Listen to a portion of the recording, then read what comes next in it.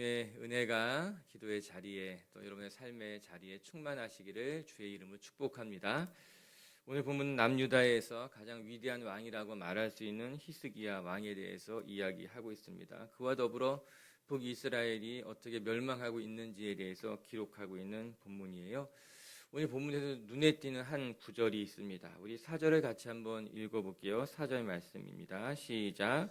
그가 여러 산당들을 제거하며 주상을 깨뜨리며 아세라 목상을 찍으며 모세가 만들었던 놋뱀을 이스라엘 자손이 이때까지 향하여 분향함으로 그것을 부수고 느후수단이라 일컬었더라. 아멘.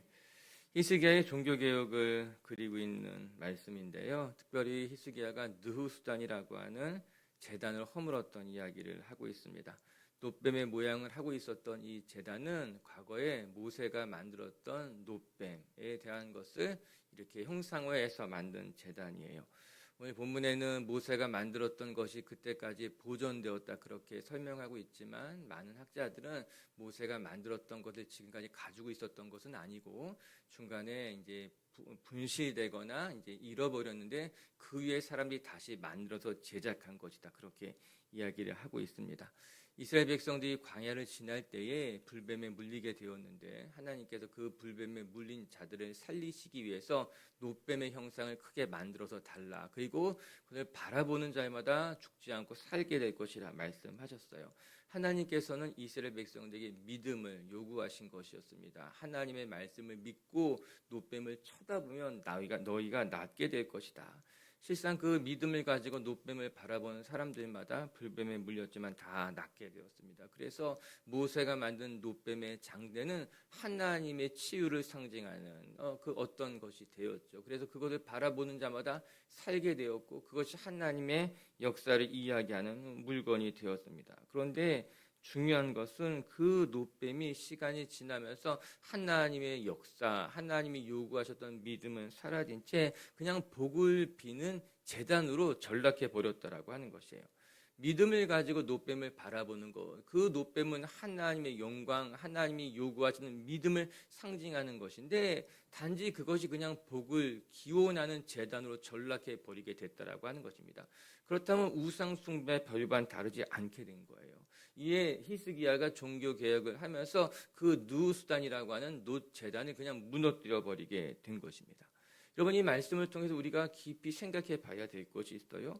우리의 신앙도 우리의 신앙적 열심도 하나님이 사라지게 되면은 나의 열정만 남게 되고 그것이 우상으로 전락해 버릴 수 있게 됐다라고 하는 것이에요. 신앙 속에 하나님이 사라지게 되고 신앙 속에 하나님의 말씀이 사라지게 되면은 그것은 나의 신념이 될 뿐이에요. 거기에 기복하게 되면 그냥 우상 숭배와 똑같은 모습으로 전락해 버릴 수밖에 없다라고 하는 것입니다. 전 우리가 우리 자신을 돌아볼 수 있게 되길 바랍니다. 진짜 우리 신앙 안에 하나님이 계신가? 우리가 하나님만 바라보는 신앙인가? 아니면 단지 나의 종교적인 열심뿐은 아닌가? 아니 단지 신앙을 통해서 내가 복을 얻고자 하기 위함은 아닌가? 돌아봐야 된다라고 하는 것이에요. 사랑하는 빛의 교회 성도 여러분 안에 느후수단이 있다면 그냥 기복하는 신앙이 있다면 그 느후수단 우상을 다 제거해 버리시고 하나님만 바라볼 줄 아는 신앙인들로 거듭 태어날 수 있는 오늘이 되시기를 주님의 이름으로 축복합니다.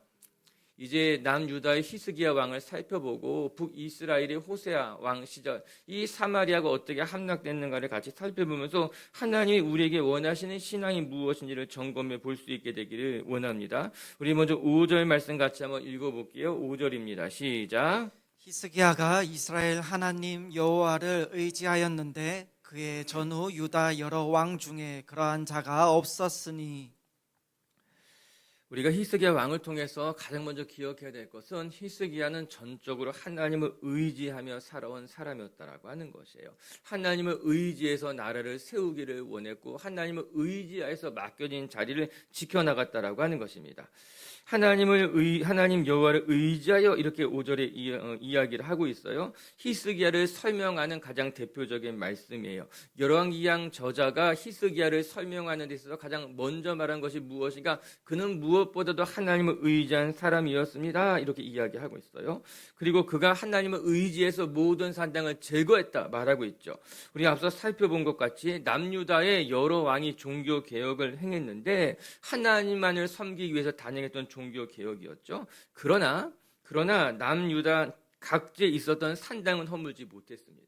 남유다의 여러 왕이 하나님을 잘 믿었어요. 그리고 하나님이 말씀하신 대로 산당을 제거하기를 하나님만 섬기기를 원했지만 이 산당을 제거하지 못했다라고 하는 겁니다. 이는 우상 숭배가 남유다 전역에 깊숙이 뿌리내리고 있었기 때문인 거예요. 그뿐만 아니라 이 산당을 없애려고 했을 때 백성들의 여론이 악해질 것을 두려워해서 산당을 제거하고 하나님만을 섬기려고는 했지만 지방 곳곳에 있는 산당들은 다 제거하지 못했다라고 하는 것입니다. 이게 왕이 되었을 때 쉽게 내리지 못한 결정들이었던 거예요. 하나님을 섬기고 싶었던 마음은 있었습니다. 그러나 이 백성들 깊이 뿌리내렸던 그 무속 신앙에 대해서 또 백성들 깊이 자리 잡고 있었던 우상 숭배를 다 걷어내는 것이 왕으로서는 부담감이 있었던 거죠. 그래서 자신은 하나님을 섬겼지만 산당들은 제거하지 않았던 것입니다. 그러나 히스기야는 달랐다라고 하는 거예요. 그러나 히스기야는 각 산당들을 허물었고 심지어는 모세가 만들었다고 전해지는 느수단까지 깨끗하게 허물어 버릴 수 있는 믿음, 용기가 그 안에 있었다라고 하는 거예요.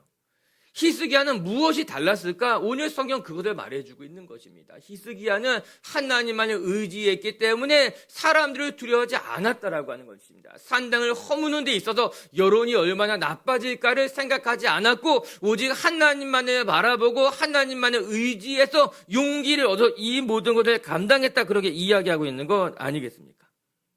우리 7절의 말씀 한번 같이 읽어볼까요? 7절의 말씀이요. 시작. 여호와께서 그와 함께 하심에 그가 어디로 가더니 형통하였더라. 저가 아수르 왕을 배반하고 섬기지 아니하였고, 여기 엄청난 말씀이 나옵니다. 당시에 가장 큰 제국으로 부상하고 있었던 나라가 아수르예요. 우리가 뒤에 살펴보겠지만 그 아수르에서 북왕국은 무너지게 됩니다. 애굽도 강대한 나라였어요. 정통적으로 애굽은 가장 큰 제국이었는데 그 애굽을 무너뜨린 것이 아수르였습니다. 그러면 아수르가 얼마나 강력한 왕이었겠습니까? 아수르가 대군을 몰고 쳐들어오게 되면 감당할 만한 나라가 없었습니다. 그런데 오늘 히스기야가 무엇이라고 말합니까? 아수르 왕에게도 굴복하지 않았다라고 하는 거예요. 히스기야의 이런 대담함이 어디서부터 말미암았을까? 오늘 그 이야기하고 있는 겁니다. 그가 하나님 여호와만을 의지하였으므로 오늘 히스기야는 누구보다도 담대하게 종교개혁을 단행할 수 있었고 또 아수르 왕 앞에 굴복하지도 않을 수 있었다라고 하는 것이에요. 오늘도 우리 빛의 성도님은 축복합니다. 이 세상 살아가면서 불안하고 두려운 일이 얼마나 많습니까? 우리가 자녀를 키우는 데 있어서 어떻게 이 험하고 악한 세상에 내놓을 수 있겠습니까? 뉴스만 보면요, 생각하지도 못했던 엄청난 일들이 일어나게 됩니다. 여러분, 이 세상 속에서 어떻게 우리가 이렇게 잘 살아갈 수 있을까요? 우리 안에 하나님에 대한 신뢰가 없으면 우리의 삶은 불안하고 두려울 수밖에 없는 거예요. 그러나 우리가 이 세상 속에서도 평안하게 담대하게 오늘을 잘 살아갈 수 있는 것은 우리 안에 하나님에 대한 신뢰, 하나님이 나를 지키고 돌보실 것이라는 믿음이 있기 때문에 비로소 우리는 세상 속에서도 평안하게 우리의 삶을 살아갈 수 있는 거죠.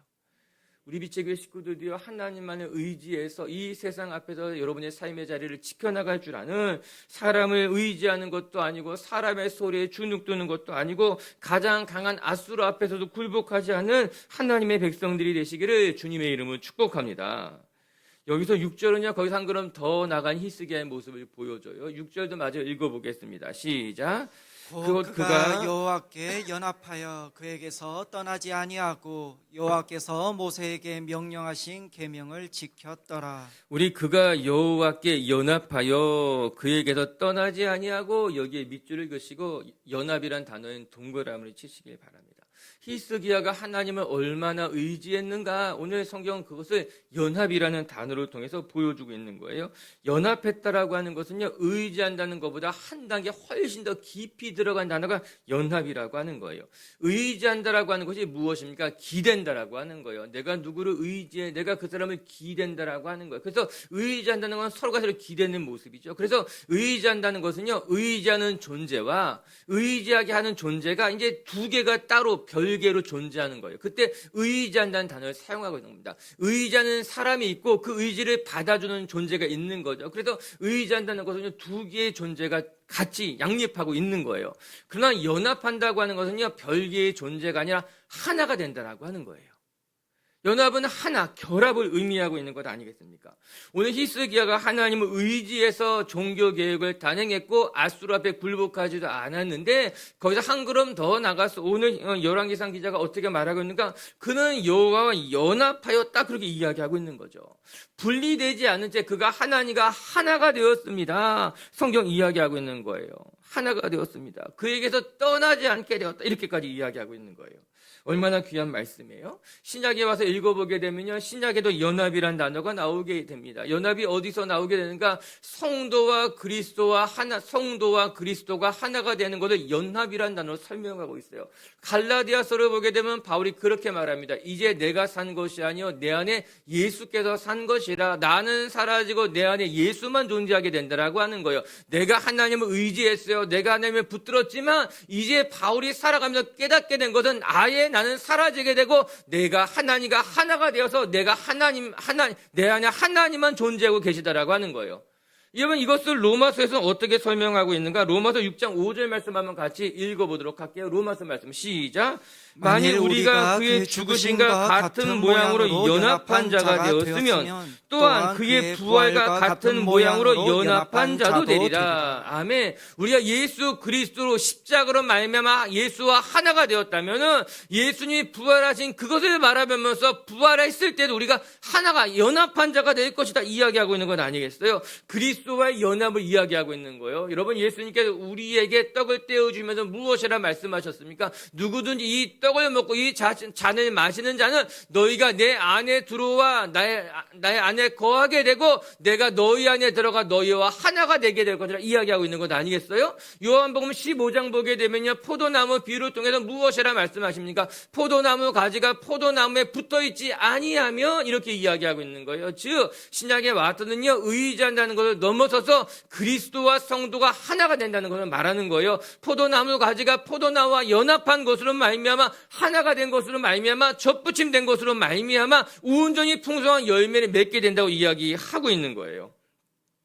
오늘도 우리 비치교회 식구들이 하나님을 의지하는 거, 시시때때로 어려울 때 힘들 때 하나님을 의지해서 기도하며 살아가는 거, 그거 너무 잘하는 거예요. 축복된 일이에요. 그런데 그것에 만족할 것이 아니라 우리가 지향하고 우리가 바라보는 것은 하나님을 의지하는 것을 넘어서서 내가 하나님 예수 그리스도와 하나가 되는 거예요. 연합된 삶을 살아가게 되는 거예요. 나는 사라지고 예수만 나타나는 삶이 되는 거예요. 할렐루야. 오늘 여러분의 삶의 자리 가운데서 예수 그리스도와 연합하는 삶, 오늘 본문의 말씀을 따르면은 하나님 여호와와 하나가 되어서 그를 떠나지 않는 성도들이 되시기를 주님의 이름으로 축복합니다. 두 번째, 또 오늘 말씀을 통해 우리가 배우게 되는 것이 무엇인가? 그래서 우리가 하나님을 떠나지 않아야 되는데 하나님을 떠났을 때에 우리의 형통함도 다할 수밖에 없다는 거예요. 우리가 하나님과 함께 있을 때에 하나님의 우리의 삶을 돌보시고 지키시고 또 우리의 길을 활짝 여시기도 하지만 우리가 하나님을 떠났을 때에는 하나님의 형통함에 닿을 수밖에 없다. 성경은 그렇게 이야기합니다.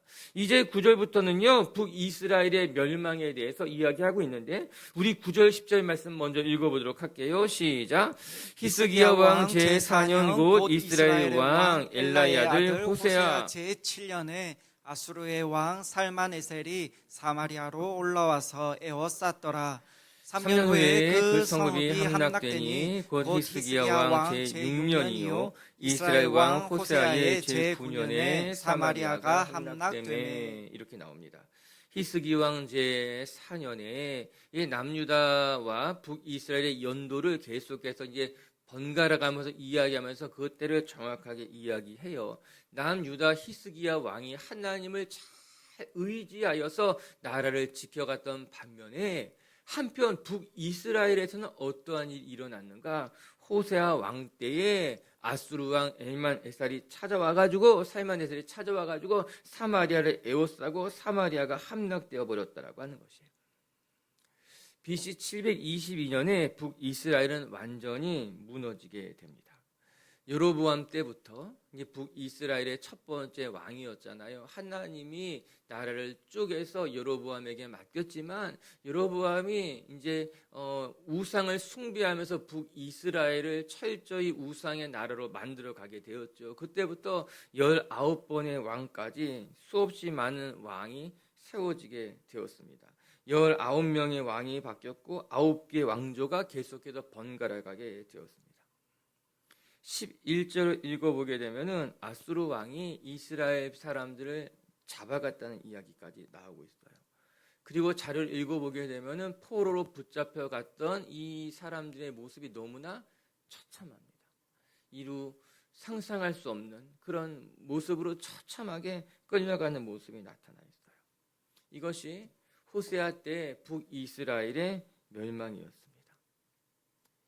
이 북이스라엘 왕조가 멸망하는 것을 열왕기하 기자가 어떻게 말해주고 있는가? 12절을 마저 읽겠습니다. 시작. 이는 그들이 하나님 여호와의 말씀을 듣지 아니하고 그의 언약과 여호와의 종 모세가 명령한 모든 것을 따르지 아니하였음이더라. 이렇게 이야기하고 있어요. 이게 열왕기 상하의 역사관이에요. 왜 북이스라엘이 이렇게 무너질 수밖에 없었는가? 그것을 기록하고 있죠. 모든 역사에는 역사관이라는 것이 있는데 이 열왕기하 기자가 말해주고 싶었던 것이 무엇인가? 이들이 이렇게 무너지게 된 것은 하나님의 말씀을 지켜서 말씀 따라 나라를 세워야만 하는데 여호와의 말씀을 버렸기 때문에 이렇게 북이스라엘이 무너질 수밖에 없었습니다. 그 이야기를 하고 있는 것입니다. 앞서 히스기야의 왕과 비교해 본다면 이 대조적으로 보여주고 싶었던 거예요. 남유다의 히스기야 왕은 하나님을 의지하여 떠나지 아니하였더니 나라가 하나님 안에 점점 더 부강해지고 하나님이 히스기야를 담대하게 하셨지만 그때 북이스라엘에서는 하나님의 말씀을 저버리고 여호와의 종 모세가 가르친 대로 행하지 않게 되자 결국에는 무너질 수밖에 없었다. 그렇게 이야기하고 있는 것 아니겠습니까? 7절 상반부에는 이런 말씀이 나와요. 7절 상반부를 제가 한번 읽어드리면 여호와께서 그와 함께 하심에 그가 어디로 가든지 형통하였더라. 이거 히스기야에 대한 이야기예요. 호세아와 비교할 수 있게 보여주고 있는 것 아니겠습니까? 히스기야는 하나님을 의지하였더니 그가 어디로 가든지 형통하게 되었고 호세아는 하나님의 말씀을 저버리게 되자 그는 처참히 무너질 수밖에 없었다. 하나님이 경고하고 계시는 거예요. 우리에게도 경고하고 계시는 거예요. 너의 힘으로 살아가는 인생이 되는 것이 아니라 하나님을 떠나지 않고 하나님만 붙드는 인생이 돼야 된다. 그것이 하나님의 은혜 속에 살아가는 성도의 삶이라고 하는 것입니다.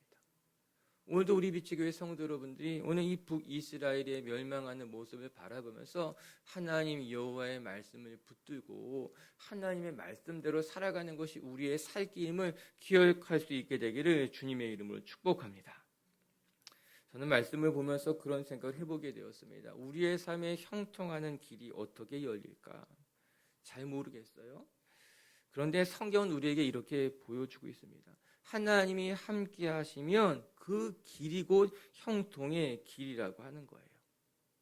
하나님이 함께 하시는 것 자체가 형통한 삶이라고 하는 것입니다. 우리의 삶의 여러 가지 성공과 어떤 내가 원하는 것을 다 얻을 때 우리는 형통이라고 말하지만 그것이 아니라 하나님의 말씀을 믿고 하나님을 의지하며 살아가는 삶 자체가 형통한 삶이고 그 길에 하나님의 은혜가 있다라고 하는 거예요. 반면에 하나님을 의지하지 아니하고 자기 뜻대로 살아가는 삶 자체는 그게 형통의 길이 될 수 없다라고 하는 거. 그거 자체가 우리가 진짜 형통한 삶을 살길 원한다면 길이요 진리요 생명이 되신 예수님을 따라가면 그 길 자체가 형통의 길인 줄로 믿습니다. 오늘도 하나님만을 바라보면서 여러분의 삶의 자리를 하나님께 올려드릴 수 있는 신실한 주의 백성들이 되시기를 주님의 이름으로 축복합니다. 말씀을 정돈하도록 하겠습니다. 남유다에도 남유다 사람들이 우상 숭배하면서 느수단이라고 하는 우상 제단이 있었던 거예요. 그것을 오늘 히스기야가 허물면서 종교개혁을 단행한 모습을 보게 됩니다.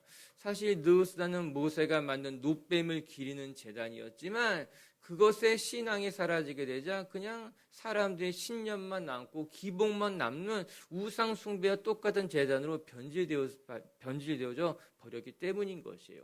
여러분, 우리 다 이 말씀 같이 묵상하면서 기억해야 됩니다. 우리의 신앙도 하나님이 사라지면 신념이 될 수밖에 없고요. 우리 신앙에 하나님의 나라와 뜻이 사라지게 되면은 기복만 남게 돼요. 그것은 우상 숭배와 별반 다르지 않다라고 하는 거예요. 오늘 히스기야가 산당에 남유다에 있는 모든 제단을 허물고 뿐만 아니라 느수단까지도 과감하게 허물어 버린 것들을 기억하면서 여러분 삶에 있는 느수단들, 하나님은 사라진 채 기복만 남아있는 신앙이 있다면 그런 것들을 다 제거해 버리시고 온전히 하나님만 바라볼 줄 아는 성도님들이 되시기를 주님의 이름으로 축복합니다.